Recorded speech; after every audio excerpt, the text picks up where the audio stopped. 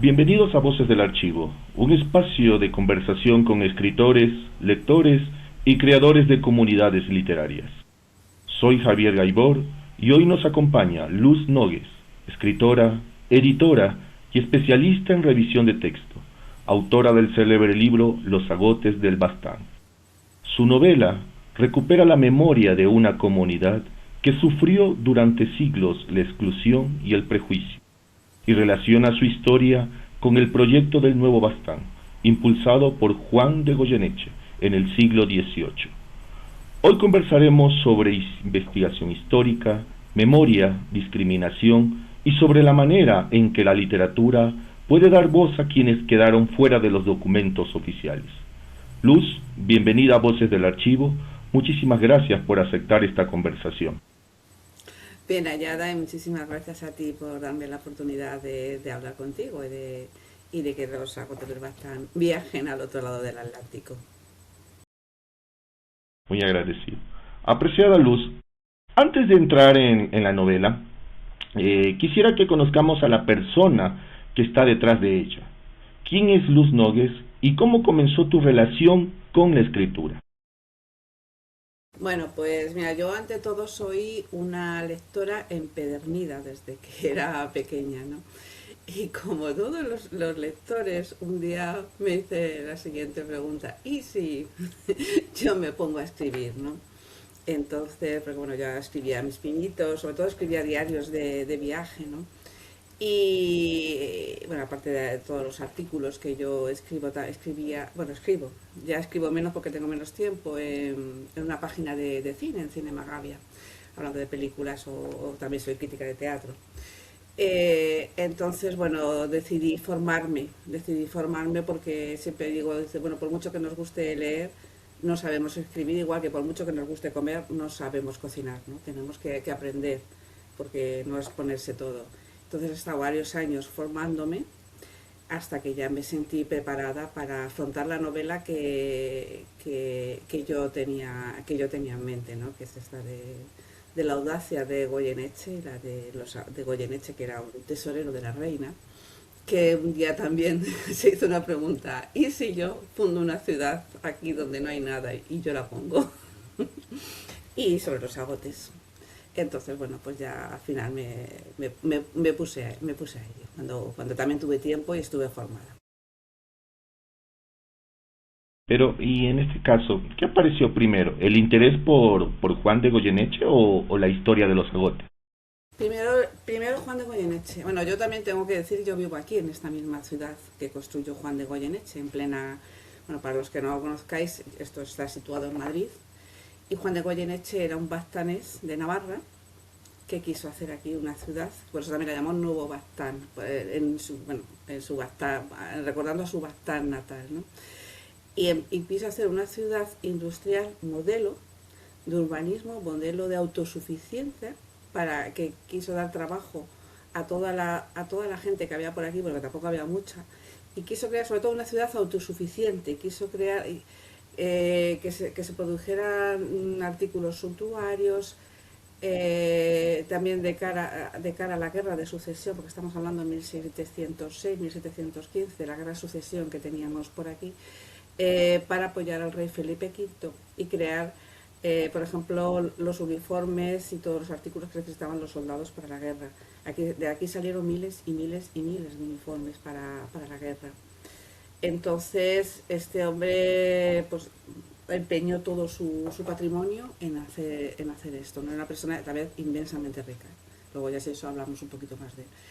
Y entonces yo conocía la figura de este señor y la verdad es que me puse a escribir queriendo hacer también un homenaje y contando la historia de cómo fue la fundación de la ciudad. Digamos que es un poco mi novela al estilo Los pilares de la tierra, ¿no? Y al ponerme a investigar todo esto, cómo se hizo, aparecieron los agotes, porque es una comunidad maldita, durante más de 10 siglos, discriminada, marginada de la manera más feroz y más cruel, ¿no? Obligados a llevar un distintivo, una pata de oca roja bordada en la ropa, tipo, pues por ejemplo, como los judíos llevaban la estrella de David, bueno, pues estos ya desde mucho antes llevaban la pata de oca roja para que desde lejos se les viese, se les reconociese como comunidad maldita. No podían entrar en las iglesias por la misma puerta que los demás creyentes y les hacían una puertecita detrás que llamaban la puerta de los agotes, agotenatea en euskera.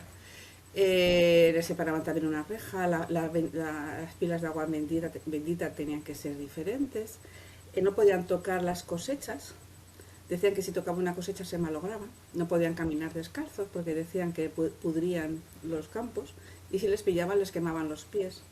No podían usar las mismas fuentes que el resto de los creyentes, no podían sentarse a la mesa con ellos, no podían casarse, no podían tener relaciones sexuales con ellos. Al final también se hizo un problema de endogamia, porque no podían juntarse con nadie, solamente con los de su comunidad. Entonces, claro, yo descubrí que aquí Juan de Goyeneche al final, a la hora de construir toda esta ciudad industrial, en plena guerra de sucesión, en toda esta zona, además que es una zona despoblada, no había hombres para trabajar, no había obreros. Y tiró de los agotes que vivían en Baztán de Navarra, al lado de donde él vivía, cosa 1 kilómetro, para construir esta ciudad, porque los agotes no iban a la guerra. Podían crear los ataúdes, las armas, pero no iban a la guerra, ¿no? Bueno, a estas personas solo solamente se les dejaba trabajar sobre la madera y sobre la piedra, porque bueno, también se decían de ellos que eran leprosos y que contagiaban la herejía, que si no tenían lóbulos en las orejas, que eso puede ser también por la endogamia, porque a mí me han enseñado fotos y a veces es verdad que algunos la tienen muy chiquitín, pero también decían que tenían rabo. O sea, era un prejuicio heredado.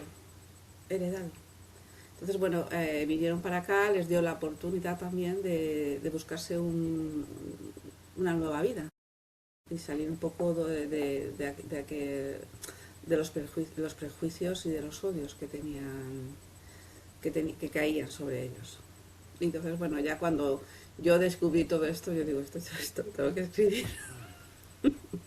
Lo tengo que escribir porque lo tengo que contar, porque este pueblo necesita que se reivindique su pasado, el dolor que ha sufrido durante pues eso, 1000 años, porque es que ha sufrido un dolor y una discriminación brutal, pero después ha venido el olvido y el silencio, y casi nadie les conoce, ¿no?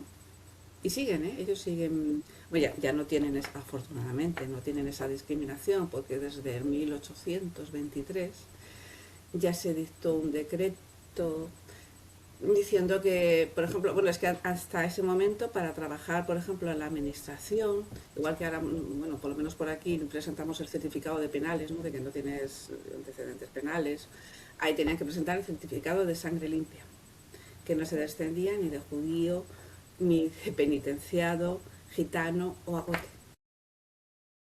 Entonces, bueno, a partir de ahí se supone que ya todo volvía a la normalidad, pero bueno, la normalidad, una cosa es lo que digan los papeles y otra cosa es el perjuicio, el odio y el miedo de la gente, porque al final la gente también tenía miedo, porque si a ellos les habían dicho que contagiaban, que no sé qué, pues ellos protegían también a sus hijos, y dicen, no te juntes con esos que a saber, ¿no? O sea, es un poco, eran víctimas tanto unos como otros.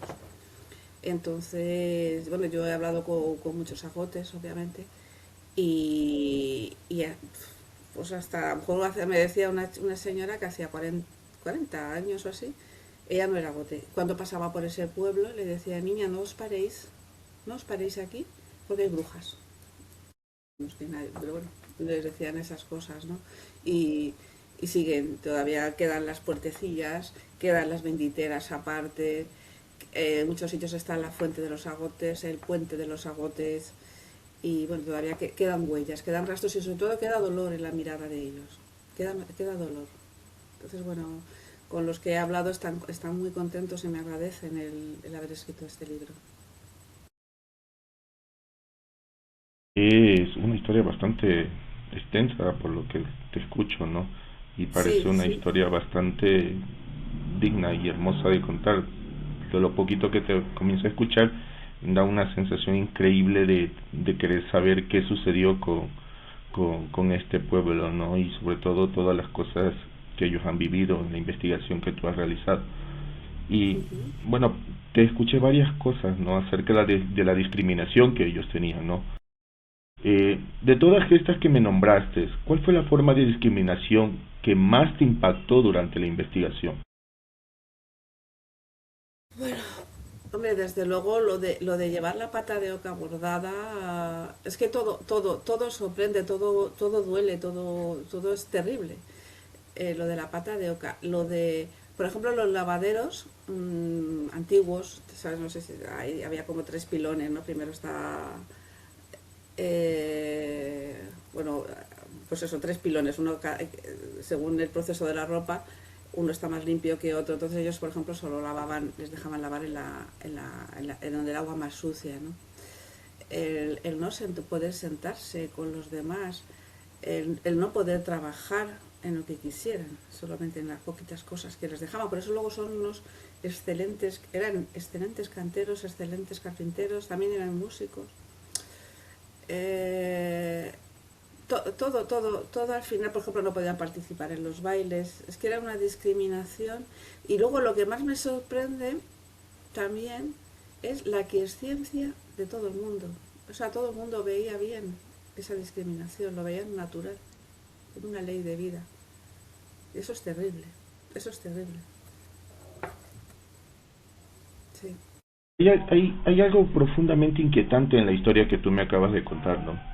Me dijiste que la discriminación continuó durante generaciones, Sí, incluso cuando nadie podía explicar con certeza el origen de esta discriminación, ¿no? sí. ¿Qué quisiste tú explorar a partir de esta contradicción? Hombre, yo lo más que querer explorar, he querido mostrarlos como eran, que eran personas normales y corrientes, con sus miedos, sus alegrías, sus manías, qué sentían cuando se veían discriminados de esa manera. ¿Sabes? Eso es lo que yo he querido mostrar. Y no mostrarles como algo, porque muchas veces se les ha mostrado bueno, en la literatura tampoco hay demasiado, de una manera despectiva, marginal. Pero ellas eran gente normales y corrientes que hacían su vida normal, en los límites que le ponían. ¿No? En los límites que tenían, ellos tenían su vida normal y corriente. Y yo eso es lo que más he querido mostrar. Mostrar la dignidad también con la que han llevado el sufrimiento. Eh, Algo más que quisiera saber es, bueno, desconozco si existe alguna documentación definitiva que confirma la participación de los agotes en la construcción del nuevo Bastán. ¿Cómo tú decidiste convertir ese vacío histórico en un espacio para la literatura?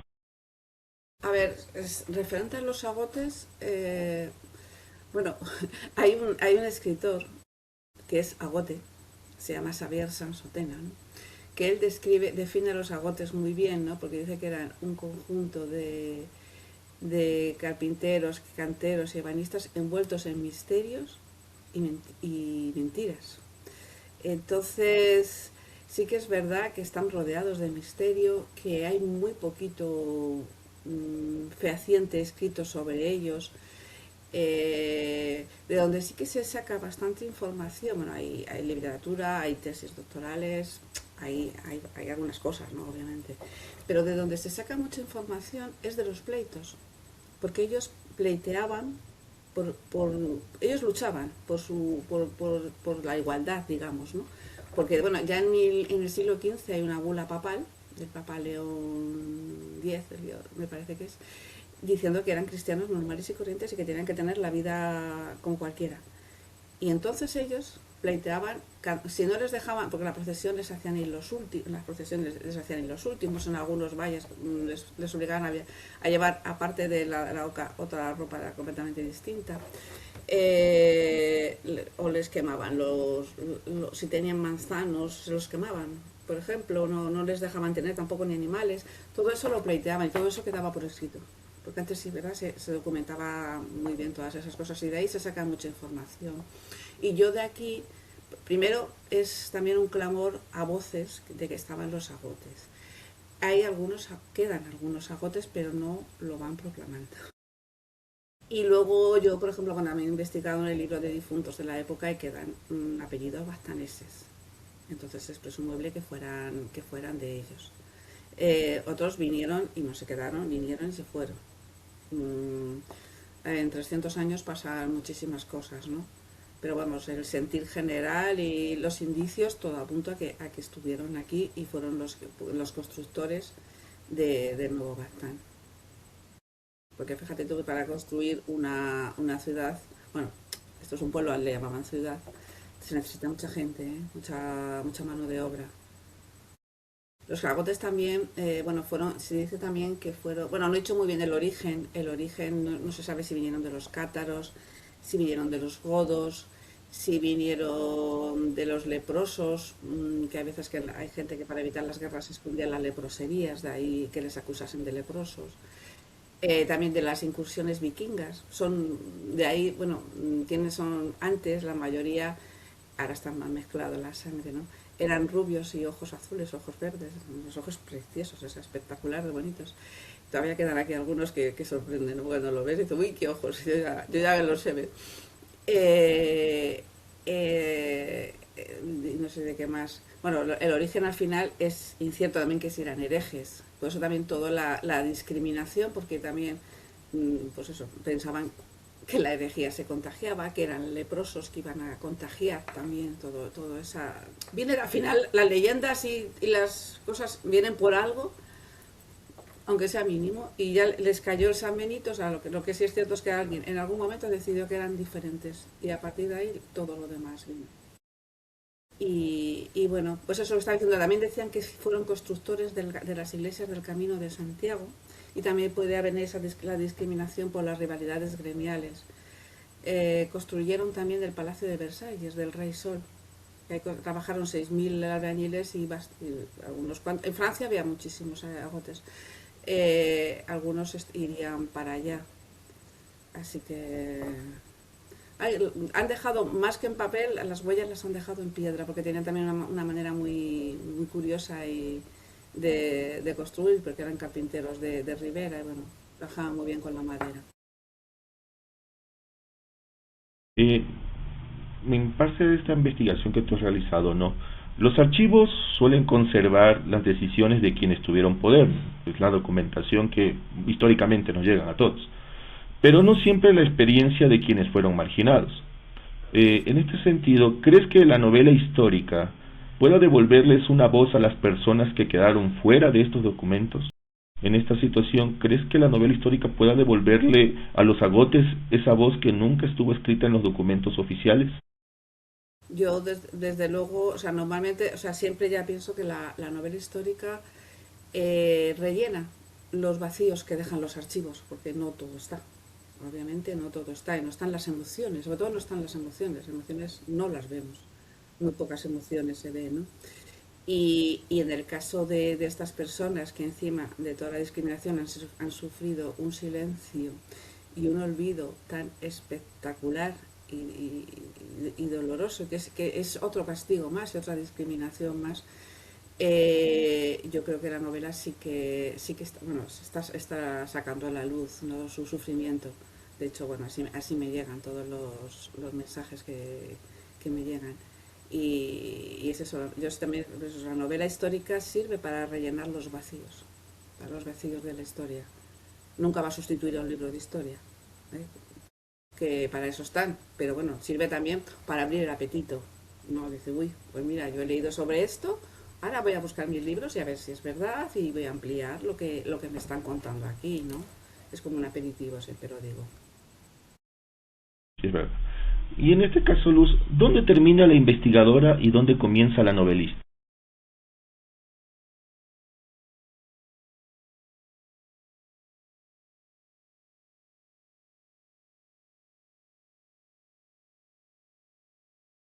La escritora nace cuando ya, viendo toda la investigación que tienes, todos los libros que tienes, todo lo que has leído, a ti ya te surge una pregunta que no te deja vivir.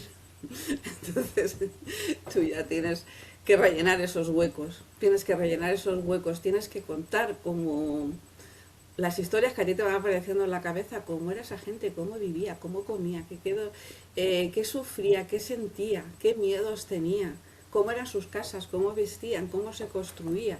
Tú ya empiezas a contar todo eso y a montar la película, que es lo que quieres también, que es lo que he intentado que el lector cuando lea se transporte al siglo XVIII, se transporte.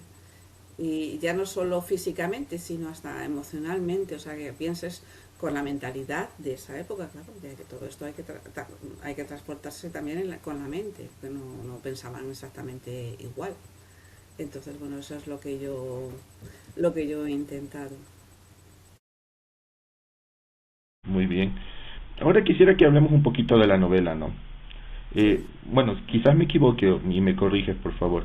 ¿Existe un personaje que se llama Blanca dentro de la novela?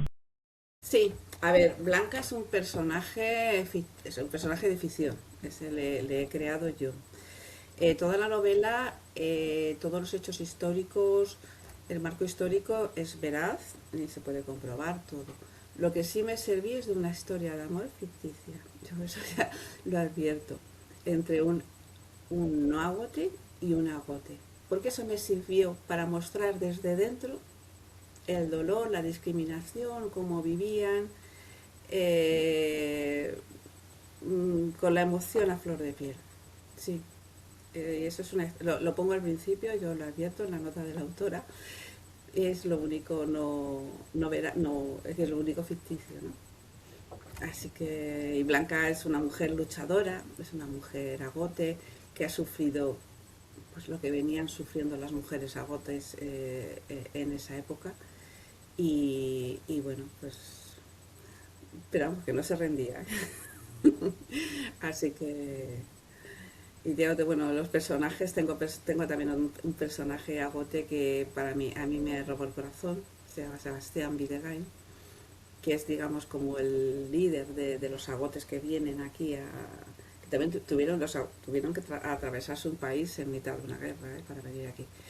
Y es la voz de la cordura, es la voz de la lealtad, de la sabiduría del pueblo, del saber estar, de la amistad.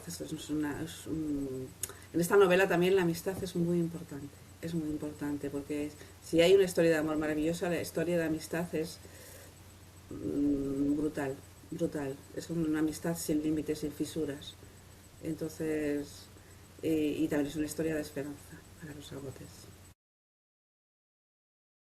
Es el testimonio prácticamente puede ser histórico que tienen estos dos personajes, ¿no? Y la inspiración que ellos van a transmitir es parte del pueblo mismo de los jagotes. Excelente, ¿no? Sí, sí, sí, sí. Ahora quisiera Y topar un poquito... no, continúa, por favor. no, bueno, tengo que decir ahora, también aparece otro personaje histórico, que es el arquitecto que diseñó, trazó y construyó todo este complejo, que es aquí un arquitecto muy conocido del siglo XVII y XVIII, que es José Benito de Churriguera. Entonces, bueno, es un personaje que también me gusta, que es un genio, un divo, que eso sí que es verdad que está comprobado, ¿no? Que era un Dalí de la época, ¿no? Entonces, bueno, pues aquí le tenemos. Qué bueno. dime eso. Quisiera hablar un poquito de Juan Goyeneche. Eh, Sí, ¿Cómo construiste la figura de Juan Goyeneche para mostrarlo como un personaje humano, con luces y contradicciones, y no únicamente como una figura histórica? porque primero yo quería mostrarle como una persona con normal y corriente, con sus debilidades y sus fortalezas. Antes de todo eso, yo tuve que conocer muy bien todo lo que era, porque lo que fue aquí en España, este señor es importantísimo. O sea, fue un visionario de la época, fue un adelantado a su tiempo, que supo ver el futuro. Era un bastanés, o sea, nacido ahí en el Valle del Baztán de Navarra, que ahí no heredando porque, casa ni apellido, porque allí en Baztán solamente hereda uno de los hijos. Los demás no heredan. O sea, no se dividen las herencias ni las casas, porque dicen, y a mí me parece también muy bien, que casa partida, casa perdida. Una herencia la repartes entre 6 hijos y se queda en nada. Bueno, entonces el que heredaba uno y se quedaba con todo y los demás se tenían que buscar la vida. Entonces en esa época muchos bastaneses vinieron a Madrid y era gente muy trabajadora, que no tenían, digamos, a lo mejor los prejuicios que se tenía aquí en la corte, de que aquí lo de trabajar estaba mal visto. Aquí que viniese el oro y la plata y se importaba todo y no se construía ni se fabricaba nada. Entonces este señor tenía otra visión completamente distinta, era crear fábricas, crear negocios y decir, tenemos un país muy rico como es España en cuestión de productos y lo que da la tierra y de todo. Dice, bueno, pues vamos a usarlo, vamos a crear industrias y vamos a crear todo, ¿no? Entonces, bueno, este señor fue tesorero de 3 reinas, tesorero también del gasto secreto de Carlos II, fue asentista militar, bueno, se ocupaba de las milicias, de los contratos, de avituallamiento, también tenía importantes negocios madereros y de aquí traía los troncos del Pirineo Navarro sobre todo y lo llevaba hasta Cádiz, atravesaba todo el país destinados a la armada para hacer los mástiles y los maderamen de los barcos. También tenía negocios de sogas, de cordelería y también compró una gaceta. También se le considera el padre de los periodistas de aquí, tenía corresponsales por todo el mundo. Iba formando de la guerra de sucesión un poco también al gusto de Felipe V, o sea, contando las excelencias que iban haciendo, en la guerra, ¿no? Entonces es un hombre que todo lo tocó, todo. Es importantísimo lo que hizo, inabarcable, ¿no? Aquí, bueno, construyó la ciudad esta con un montón de fábricas de cristales, fábricas de paño, de cerería, bueno, también una bodega porque plantó todo el vino. Luego creó también cultivo de cereal, pero no como subsistencia como se hacía hasta ahora, sino a lo grande para exportar y llevar a todos los soldados que estaban en la guerra, ¿no? Porque había que darles el pan y había que alimentarles. Y luego también este hombre, aparte de todo eso, era muy, muy religioso, era celador de pobres de la Real Congregación de San Fermín de los Navarros y era muy devoto de Sor María Jesús de Ágreda, la conocida por la Dama Azul. No sé si os suena por ahí. Javier Sierra tiene un libro, una novela bellísima sobre ella. Es una monja de clausura que jamás salió de su convento, pero cuando fueron los españoles a México y fueron allí, resulta que los que se encontraron allí, los nativos, todos tenían una cruz y decían que había esta señora, la describieron perfectamente y que esta señora iba a hablarles allí siempre y les había convertido al cristianismo. Entonces, bueno, luego vinieron a interrogarle a ella, un veedor de estos de la corte, y la señora dice, no, yo de aquí no he salido, pero sí que es verdad que mi mente ha estado, bueno, cosas de estas de los milagros, ¿no? Entonces, bueno, yo fui a visitar el cuerpo de la monja esta, está incorrupto, vamos, como si estuviera ahí, como si estuviera ahí. Y este señor, bueno, tenía una devoción muy importante, ¿no?, con ella. O sea, tocaba muchos palos. Bueno, esta devoción se ve en la novela porque él tenía una cosa de ella, una cuenta de su rosario. Así que bueno, es un hombre de verdad que es casi inabarcable poder contar bien toda su vida sin aburrir a la gente. Muchísimas cosas, muchísimas. Y después de varios años de investigación y al escribir esta historia, ¿qué te gustaría que permaneciera en el lector cuando cierre la última página? Pues me gustaría que, o sea, esta novela es también mi particular y pequeño y humilde homenaje a Juan de Goyeneche, que fue aquí en España, la verdad que fue una figura muy importante. Cambió el curso, puede que cambiase el curso de la guerra en ese momento, también con los préstamos que hizo a la corona en ese momento, a Felipe V. Y luego también, desde luego, quiero que la gente conozca la historia de los agotes. O sea, eso no puede quedar en silencio, no se puede haber maltratado y discriminado de esa manera a la gente, y que eso desaparezca, y que esta gente, yo creo que de alguna manera merecen un homenaje y un reconocimiento. Y yo espero que les llegue, Y que además, pues también que sea una historia de esperanza. Sí. Y Luz, ¿en qué proyectos estás trabajando actualmente? ¿Existe alguna nueva historia que ya esté reclamando tu atención? Sí, ya me ha atrapado una, ya como digo yo, ya me empezó a hacer preguntas, ya no me dejan vivir y ya, y ya estoy en ella, estoy en pleno proceso de investigación. Y bueno, tú que eres escritor, te sabes de montar la escaleta, o sea, estoy con la estructura, porque una novela no hay que dar muchos pasos antes de ponerse a escribir. Sí. Y bien, Luz, antes de despedirnos en este espacio, quisiera dejártelo para que nos cuentes dónde pueden encontrarte, cómo pueden conseguir tu trabajo y sobre todo dónde pueden adquirir los agotes del Bastán. Bueno, a mí es muy fácil encontrarme por las redes, soy Luz Nogués y me podéis encontrar. Estoy en Twitter, en Instagram, en TikTok, en Facebook, estoy por todos sitios, ¿no? La novela está publicada por la editorial Almuzara, que aprovecho para agradecer la oportunidad que me han brindado, ¿no? Y el apoyo.